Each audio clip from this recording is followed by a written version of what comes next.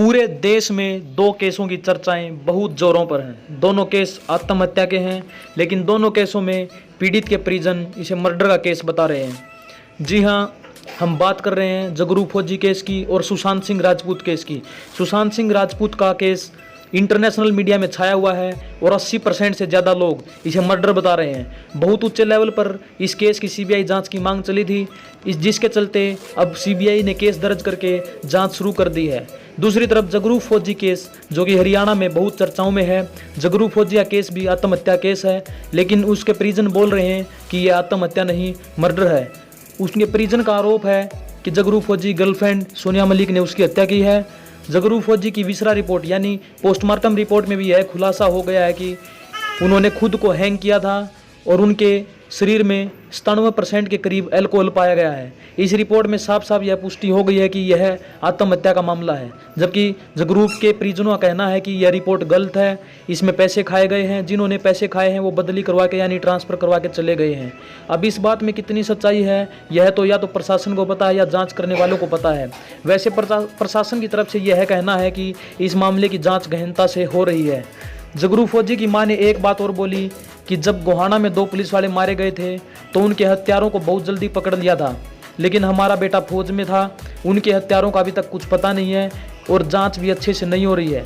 2 police वालों के मारे जाने पर यह बोला गया था कि सरकारी आदमी थे, इसलिए इनके हत्यारों को पकड़ना जरूरी है। जगरू जी की मां ने भी यही बोला कि सरकारी आदमी तो हमारा बेटा भी था जो कि मारा गया, फौज में था, उसके केस की भी गहनता से जांच होनी चाहिए और हमें न्याय मिलना चाहिए। दूसरी तरफ सुशांत सिंह राजपूत के केस में भी कुछ ऐसे ही हालात हैं। सुशांत सिंह राजपूत केस में भी यह बोला जा रहा है कि रिया चक्रवर्ती उनकी मौत का कारण बनी है। रिया चक्रवर्ती भी अभी ईडी और सीबीआई के शिकंजे में है। दोस्तों, जो सुशांत सिंह राजपूत का केस है वह एक पॉलिटिकल केस बन गया था, बहुत ऊपर तक चला गया था, इसलिए उसकी सीबीआई जांच की मांग बहुत जोरों पर चल पड़ी थी। तो सरकार ने दबाव में आते हुए केंद्र सरकार ने सीबीआई जांच करवाई है।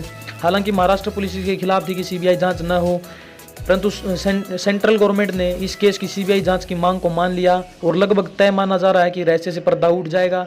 जगरू फौजी और सुशांत सिंह राजपूत केस में एक बड़ी समानता यह है कि दोनों ही केस जब घटना हुई तो दोनों केसों में पुलिस ने सुसाइड का मामला बताकर केस दर्ज किया था, न कि हत्या का, जबकि उनके परिजनों ने बोला था कि यह आत्महत्या नहीं हत्या है। मामले में आत्महत्या केस बताकर मामले को दबाने की कोशिश की गई थी। दूसरी समानता यह भी कि दोनों केसों में जो डेथ जगरू फौजी और सुशांत सिंह राजपूत की हुई है, दोनों में मर्डर का कारण यानी मौत का कारण उनकी गर्लफ्रेंड बनी है। पब्लिक के नज़रिए से देखा जाए तो दोनों ही मामले आत्महत्या के नहीं लगते, हत्या के लगते हैं। अब बात यह है कि सुशांत सिंह के मामले में तो सीबीआई जांच चल रही है, लेकिन जगरू फौजी का मामला ऐसा ही लटका हुआ है। अब इस मामले का क्या होगा यह देखना जरूरी है। जगरू फौजी केस के लिए कोई सीबीआई जांच करवाएगा या नहीं यह बात तो अलग है, लेकिन कम से कम जगरू फौजी के परिवार वालों को शांति मिले ऐसा काम हो जाना चाहिए, यानी कि जांच अच्छे तरीके से हो जाए। दोस्तों, आपकी क्या राय है? जांच किस तरीके से होनी चाहिए कमेंट बॉक्स में लिख सकते हैं।